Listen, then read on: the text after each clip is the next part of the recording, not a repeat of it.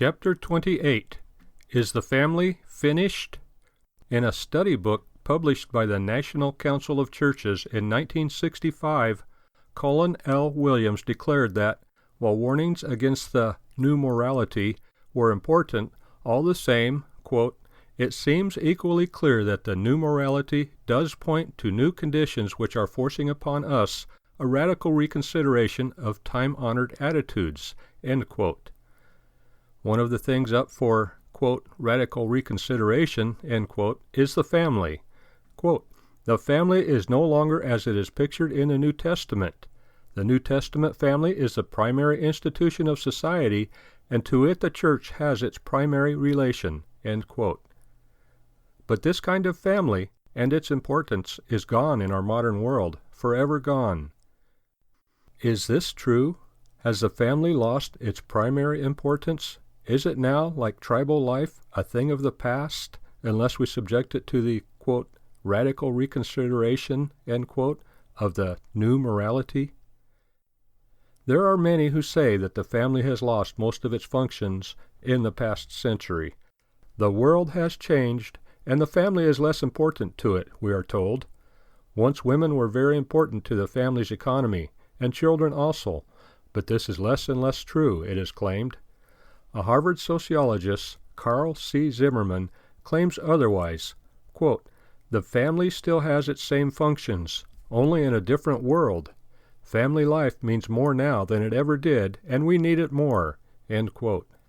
Farming is still farming, Zimmerman says, even though the farmer now uses a tractor and a truck instead of a team of mules. Similarly, the family is still the family, and more important than ever, even though some of its ways have changed. In the basic things, the family is unchanged.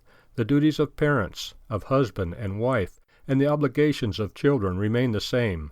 Quote, those who wish the fundamental family can get it, protect it, and have it, end quote, and most do.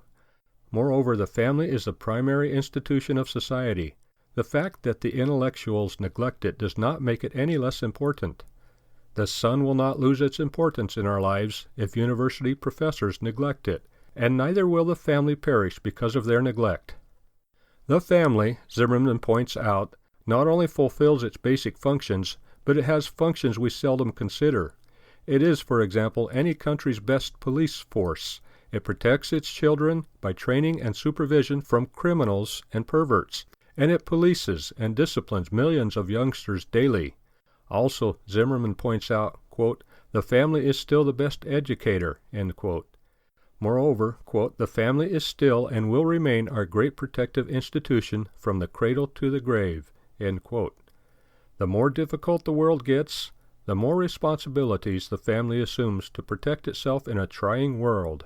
Quote, the family has not lost functions, but rather has gained them, end quote. The family system is God-ordained and cannot perish. It has survived the fall of Rome, the passing of empires, world wars and civil wars, depressions and inflations, and it is still here. It is the primary institution of society. The family and marriage are more basic than church or state. God ordained marriage in Eden, and it is the only institution whose origin is in paradise, and when entered into and kept in terms of God's law, it is still man's happiest estate. It is not the family that is finished, but its critics. The family is the basic reality of man's life. When men lose touch with reality, they lose touch with life, and they are finished. Their course of action is then insane and suicidal. St. Paul declared that the commandment to honor one's parents, the family commandment, quote, is the first commandment with promise, end quote, and its promise is the good life and a long one. Ephesians 6:1-3.